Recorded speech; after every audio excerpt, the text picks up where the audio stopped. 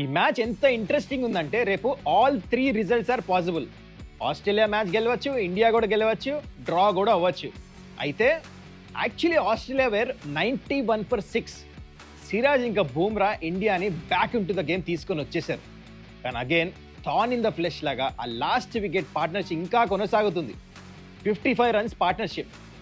కానీ పార్ట్నర్షిప్ తర్వాత కూడా రేపు మ్యాచ్ ఎవరు గెలవబోతున్నారు మాట్లాడుకుందామా?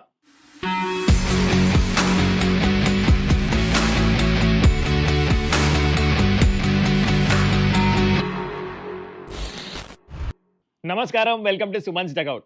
టెస్ట్ మ్యాచ్ దీనికంటే ఇంట్రెస్టింగ్ ఉండదు. ఎవరు చెప్పే టెస్ట్ మ్యాచ్ బోరింగ్ అని? చూడండి ఇవాళ మ్యాచ్ ఎట్లా అయిందో. ఇంకా 3 రిజల్ట్ పాసిబుల్ రేపు. అయితే ఇవాళ మార్నింగ్ సెషన్ నుంచి మాట్లాడుకున్నాం యాక్చువల్లీ ఏమైందో. So last evening super century complete చేశాడు నితీష్ రెడ్డి. ఇవాళ మార్నింగ్ బ్యాటింగ్కి రాగానే పెద్ద షాట్ ఆడతానికి వెళ్ళాడు నేతన్ లాయన్ని. అన్ఫార్చునేట్లీ లాంగ్ ఆఫ్లో అవుట్ అయిపోయాడు. సో ఇండియా బ్యాటింగ్ వైండప్ అయిపోయింది త్వరగా. So here comes Australia batsmen. Openers ఇద్దరు, క్వాజా ఇంకా శామ్ కాన్స్టస్, లాస్ట్ ఇన్నింగ్ హీరో. అయితే బూమ్రా మ్యాచ్ కంటే ముందు ఇంటర్వ్యూ ఇచ్చాడు. Very smart. ఈ ఇన్నింగ్ చూసుకుంటా అని చెప్పేసి ఇండైరెక్ట్లీ చెప్పాడు. ఎగ్జాక్ట్లీ అదే చేశాడు. శామ్ కాన్స్టస్ రాగానే మీరు నోటీస్ చేస్తే ముందే రోహిత్ శర్మ ఇంకా బూమ్రా ఏం చేశారంటే థర్డ్ మెన్ ఫైన్ లెగ్ చాలా ఫైన్ వెనకాల పెట్టేశారు. అంటే తన favourite shot scoop, reverse scoop ఏదైతే ఆడతాడో ఆ షాట్ కట్ చేశారు. దాంతో అక్కడే మైండ్ బ్లాంక్ అయిపోయింది శామ్ కాన్స్టస్కి. ఆ షాటే ఆడలే, డిఫెన్స్ ఆడాడు, కన్వెన్షనల్ స్ట్రోక్స్ ఆడటానికి వెళ్ళాడు. కానీ బూమ్రా వాస్ టూ గుడ్. ఆ ఇన్ స్వింగర్ వేసాడు, స్టంప్స్ ఎగిరిపోయినాయి. గుర్తుందా ఈ సెలబ్రేషన్? మీకు తెలుసా అదేంటో ఆ సెలబ్రేషన్? యాక్చువల్లీ శామ్ కాన్స్టస్ ఫీల్డింగ్ చేస్తున్నప్పుడు విరాట్ కోహ్లీ వికెట్ పడినప్పుడు తను మొత్తం క్రౌడ్ని చూసి ఈ సెలబ్రేట్ చేసాడు అనమాట, ఇట్లా క్రౌడ్ని. సో అదే రెప్లికేట్ చేస్తూ తన వికెట్ తీసిన తర్వాత బూమ్రా అదే సెలబ్రేషన్ చేసి సెండ్ ఆఫ్ ఇచ్చాడు. టీం వర్క్ అంటే అది. సెల్యూట్ కొట్టాలి నిజంగానే బూమ్రాకి. ఎందుకంటే ముందే విజువలైజ్ చేసాడు తను వికెట్ తీస్తాం ఈ సెలబ్రేట్ చేస్తా అని. That is Bumrah for you.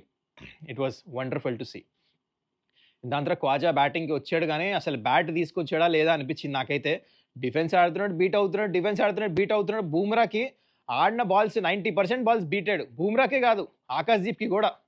So finally Siraj వచ్చి అవుట్ స్వింగర్ వేసి ఇన్ స్వింగర్ వేసి సెట్ చేసి మంచిగా రిధంలో వేసాడు అనమాట. అప్పుడు బోల్డ్ అయ్యాడు. అప్పుడు దాకా నిజంగానే ఫ్రస్ట్రేషన్ ఉండింది ఇండియాకి, ఇంతసేపా ఇన్ని బాల్స్ బీట్ అవుతాడని. సో 2 వికెట్లు పడిపోయినాయి, కానీ లంచ్ టైం అయింది అక్కడ. సో లంచ్ తర్వాత ఏమైందంటే Australia they wanted to be aggressive. ఎందుకంటే ఫాస్ట్ ఆడి ఇండియాకి బ్యాటింగ్ ఇద్దాం, లాస్ట్ అవర్ ఒక 1 అవర్ అని వాళ్ళ గేమ్ ప్లాన్ ఉండింది ఫర్ ష్యూర్. ఆ క్రమంలో ఏమైంది, Steve Smith out side off stump ball generally వదిలేస్తాడు. ఆ బాల్ కాలి గట్టి కొడతానికి వెళ్ళాడు సిరాజ్ బౌలింగ్లో. సిరాజ్ అక్కడ తీసుకున్నాడు, ఎక్స్ట్రా ఎఫర్ట్ బట్టి వేస్తున్నాడు సిరాజ్. మీరు నోటీస్ చేస్తే ఈ మ్యాచ్లో న్యూ బాల్తో రోహిత్ శర్మ బౌలింగ్ ఈలే. So is on fire. ఆ కుండస్ కనిపించింది నాకు సిరాజ్ బౌలింగ్లో.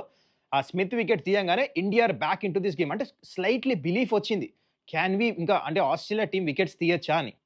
ఆ క్రమంలో రోహిత్ శర్మ ఏం చేశారంటే చాలా స్మార్ట్గా బూమ్రాని తీసుకొచ్చాడు. ఎందుకంటే ట్రావిస్ హెడ్ బ్యాటింగ్కి వచ్చాడు. ఫస్ట్ మీకు గుర్తుందా, ట్రావిస్ హెడ్ రాగానే బూమ్రా వచ్చి వికెట్ తీస్తాం, ఎగ్జాక్ట్లీ అట్లానే బూమ్రాని మళ్ళీ తీసుకొచ్చి సేమ్ ఫీల్డ్ పెట్టాడు. Short leg, square leg, point అందరు ముందు తెచ్చేసి ఫస్ట్ బాల్ మళ్ళీ అవుట్ అయ్యాడు. టెరిఫిక్ క్యాప్టెన్సీ, చాలా మంచి బౌలింగ్ అది. మంచి అంటే ఇట్స్ నాట్ ప్లాన్డ్, కానీ తన మైండ్లో ఉంది ఫీల్డర్స్ ముందున్నారు. అండ్ బూమ్రాని చూడంగానే ఏ బ్యాట్స్మెన్ కైనా భయం ఉంటుంది. ఆ ప్రెజర్లో కొట్టేశాడు straight to square leg fielder. Nitish Reddy మంచి సింపుల్ క్యాచే, కానీ ప్రెజర్ క్యాచ్ మంచిగా తీసుకున్నాడు. NKR all over the field, super fielding once again, మంచి క్యాచ్ తీసుకున్నాడు. అయితే దాని తర్వాత వచ్చే బ్యాట్స్మెన్ అయితే ఎక్కువ ఫామ్లో లేడు మనకు తెలిసి. మిచ్ మార్ష్ కాట్ బిహైండ్ అయిపోయాడు బూమ్రాకి. ఇక్కడ బిలీవ్ స్టార్ట్ అయింది. అలెక్స్ క్యారీ వచ్చాడు, ఎలెక్స్ క్యారీని కూడా అవుట్ చేసాడు బూమ్రా. వాట్ ఏ బాల్ అది మాత్రం, అసలు బ్యాట్ కింద కూడా రాలే, ఇంత గ్యాప్ ఉంది, స్టంప్స్ ఎగిరిపోయినాయి. That shows the calibre of Bumrah. ఎందుకు నేను స్ట్రెస్ చేసి చెప్తున్నా అంటే బూమ్రాని చాలా స్పెల్స్ వేయించాడు ఇవాళ. క్లోజ్ టు 25 ఓవర్స్ వేసాడు. దాంట్లో ఆల్మోస్ట్ 7 స్పెల్స్ అంటే వేస్తూనే ఉన్నాడు. బ్యాట్స్మెన్ ఎవరన్నా మంచి బ్యాట్స్మెన్ ఆడితే బూమ్రాని తీస్తున్నాడు, బూమ్రా వచ్చి వికెట్ తీస్తున్నాడు. So that shows the calibre. అది కూడా టాప్ 6 బ్యాట్స్మెన్లో 4 బ్యాట్స్మెన్ అవుట్ చేశాడు Bumrah. That is Bumrah for you. Captain's favourite. Ball ఇయ్యంగానే వికెట్ తీస్తాం. ఇప్పుడు తెలుసా స్కోరు 91 for 6. ఇక్కడ బిలీఫ్ వచ్చేసింది మనకి. అంటే India back in to the గేమే కాదు, గెలిచిపోతాము, టోటల్ చేజ్ చేసేది కూడా ఎక్కువ లేడు వాళ్ళ లీడ్ కలిపి కూడా అని చెప్పేసి. కానీ పార్ట్నర్షిప్ స్టార్ట్ అయింది. మళ్ళీ థార్న్ ఇన్ ద ఫ్లెష్ లాగా ప్యాట్ కమిన్స్ వచ్చాడు. ఈ own give up, such a smart batsmen. తన ఓన్ గేమ్ ప్లాన్ ఉంది. రూమ్ తీసుకొని రన్స్ కొడతాం, థర్డ్ వన్ వైపు లేట్ కట్ ఆడుతున్నాడు. ఇంకోవైపు లబుషన్ ఏమో అసలు ఛాన్స్ కూడా డిఫెన్స్ ఆడతాం, అవుట్ సైడ్ వెల్ చేస్తాము, దొరికిన ఆపర్చునిటీ సింగిల్స్, టూస్, మధ్యలో బౌండరీస్ కొడుతున్నాడు. సో వాళ్ళిద్దరి మధ్యలో పార్ట్నర్షిప్ డెవలప్ అయ్యే ముందు మీకు గుర్తుంటే 99 మీద ఒక సిట్టర్ క్యాచ్ జైస్వాల్ వదిలేసాడు. ఇన్‌ఫాక్ట్ మొత్తం ఈ ఇన్నింగ్‌లో 4 క్యాచ్‌లు వదిలారు. అది ఎప్పుడెప్పుడో ఇప్పుడు గ్రాఫిక్ ఏస్తా మీరు చూడండి ఇక్కడ. Catches will win you matches అంటారు గదా! అది జరగలే. అన్‌ఫార్చునేట్ ఇక్కడ ఏంటంటే జైస్వాల్ 3 క్యాచ్‌లు వదిలాడు మొత్తం ఇన్నింగ్‌లో. కానీ he is a very good fielder. ఇప్పుడు దాకా తన ఇంతవరకు కరియర్ టెస్ట్ కెరియర్‌లో ఒక్కటే క్యాచ్ వదిలాడంట. కానీ ఈ మ్యాచ్ 3 వదిలేసాడు. రోహిత్ శర్మని ఎప్పుడైనా చూసారా? అంత ఫ్రస్ట్రేషన్ చూపించాడు ఫీల్డ్‌లో. కానీ అన్‌ఫార్చునేట్ అదేంటి 99 ఫర్ 7 అయ్యేవాళ్ళు. అది కూడా ఎవరు లబుషేన్ ఔట్ అయిపోయాడు.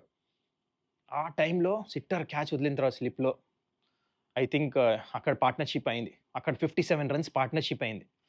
దాని తర్వాత సిరాజ్ వచ్చాడు మళ్ళా. Then he had to get the wicket of Labuschagne. దాని తర్వాత జడేజా వచ్చి ప్యాట్ కమిన్స్‌ని ఔట్ చేశాడు. రోహిత్ శర్మ ఈజీ క్యాచ్ తీసుకున్నాడు స్లిప్‌లో. కానీ ఈ క్రమంలో ఏమైందంటే బౌలర్స్ అలసిపోయారు. ఎందుకంటే లాంగ్ స్పెల్స్ ఏస్తూనే ఉన్నారు. సిరాజు దాని తర్వాత ఇక్కడ మొత్తం అందరూ మన బూమ్రా వీళ్ళందరూ 25 ఆకాశ్‌దీప్ కూడా క్లోజ్ టు 15 ఓవర్స్ ఏసాడు అప్పుడు. బాల్ కూడా ఓల్డ్ అయిపోయింది. This is the main thing. అయితే అసలైన ఫ్రస్ట్రేషన్ ఇక్కడ స్టార్ట్ అయింది. లాస్ట్ వికెట్ పార్ట్నర్‌షిప్ ఎంత దూరం వెళ్ళిందంటే 100 పైన బాల్స్ ఆడి 55 రన్స్ పార్ట్నర్‌షిప్ ఇదైతే అన్‌ఇమాజినబుల్. ఫ్రస్ట్రేషన్. బాల్ ఓల్డ్ అయిపోయింది. బౌలర్స్‌ని ఏం రాంగ్ అనలేము. కెప్టెన్సీ కూడా ఏం రాంగ్ అనలేము. ఎందుకంటే ఈ టైం ఏమైందంటే బాల్ ఓల్డ్ అయిపోయింది. ప్లస్ వాళ్ళిద్దరూ బోలాండ్ ఇంకా అక్కడ నేథన్ లయన్ అక్రాస్ ఆడలే ఎక్కువ. స్ట్రెయిట్ బట్ ఆడారు. మంచి డిఫెన్సివ్ టెక్నిక్ చూపించారు. ఫ్రస్ట్రేషన్ అంటే రోహిత్ శర్మ ఇంకా మన బౌలర్స్ అన్నీ ట్రై చేశారు. బౌన్సర్ టాక్టిక్ ట్రై చేశారు. షార్ట్ లెగ్ పెట్టారు. లెగ్ గల్లీ పెట్టారు. స్పిన్నర్‌ని ఏపిచ్చారు. స్లెడ్జ్ చేశారు. ఫీల్డర్స్ అందరూ ముందు పెట్టారు. ఫీల్డర్స్ వెనకాల పెట్టి టెంప్ట్ చేశారు. పెద్ద షాట్ ఆడతాను ఏమీ చేయలే. ఫ్రంట్ ఫుట్ డిఫెన్స్ అంతే. ఓన్లీ డిఫెన్స్, సింగిల్ మధ్యలో అటు ఇటు ఫ్లిక్ ఆడితే ఇన్సైడర్స్ తీసుకొని బౌండరీ వెళ్ళిపోతాం అట్లా చూసాం. So finally this was very very frustrating. ఈ పార్ట్నర్‌షిప్ ఏం చేసిందంటే మ్యాచ్‌ని కొంచెం ఇండియా నుంచి దూరం తీసుకెళ్ళింది. But still everyone is in the game. కానీ this was a very decisive factor. So ఈ ఫ్రస్ట్రేటింగ్ పార్ట్నర్‌షిప్ ఇంకా అవ్వలే. ఇన్‌ఫాక్ట్ ఇంకా నడుస్తుంది. అయితే ఫైనలీ ఎండ్ ఆఫ్ డిస్ప్లే 333 లీడ్‌లో ఉన్నారు ఆస్ట్రేలియా. రేపు 98 ఓవర్స్ ప్లే ఉంది. సో రేపు గేమ్ ప్లాన్ ఏముండబోతుంది? సో 98 ఓవర్స్ ఉన్నాయి. 333 ఆస్ట్రేలియా ముందున్నారు. So basically on an average ఒక 350 యేసుకొని టార్గెట్ 90 ఓవర్స్‌ని. ఎందుకంటున్నా అంటే ఆస్ట్రేలియా ఎక్కువసేపు బ్యాటింగ్ చేయరు. వాళ్ళు ఫాస్ట్ ఆడటానికి వెళ్తారు. ఒక వికెట్ కూడా ఇండియా త్వరగా తీయొచ్చు. సో యావరేజ్ అందుకని 350 యేసుకోండి టార్గెట్. అది కూడా చేంజ్ ఆఫ్ ఇన్నింగ్స్ వాళ్ళు ఆడే బ్యాటింగ్ ఇవన్నీ ఓవర్స్ కట్ చేస్తే 90 ఓవర్స్ వస్తాయి అనుకోండి. సో మేబీ అక్కడ జస్ట్ అబౌట్ 3.5 రన్స్ కంటే కొంచెం కాస్త ఎక్కువ ఉండొచ్చు చేజ్ చేస్తానికి. సో ఫస్ట్ మీకు ఒక స్టాట్ చెప్తా. ఇంతవరకు ఈ గ్రౌండ్‌లో 2000 నుంచి ఇప్పుడు దాకా ఓన్లీ 231 చేజ్ చేశారు సెకండ్ ఇన్నింగ్‌లో. అది ఆస్ట్రేలియా ఇంకా ఇంగ్లాండ్ మధ్యలో మ్యాచ్ అయింది అది. ఇంకో స్టాట్ చెప్తా మీకు. ఇండియా ఇంతవరకు 300+ రన్స్ హిస్టరీ ఆఫ్ టెస్ట్ క్రికెట్‌లో ఓన్లీ 3 సార్లే చేజ్ చేశారు. అండ్ దాంట్లో 2 సార్లు ఎప్పుడో పాస్ట్‌లో చేజ్ చేశారు కానీ రీసెంట్‌లీ చేజ్ చేసింది 2021 మీకు తెలుసు గాబాలో. ఫేమస్ రిషబ్ పంత్ ఎట్లా ఆడారు. So it is possible. Impossible అని కాదు.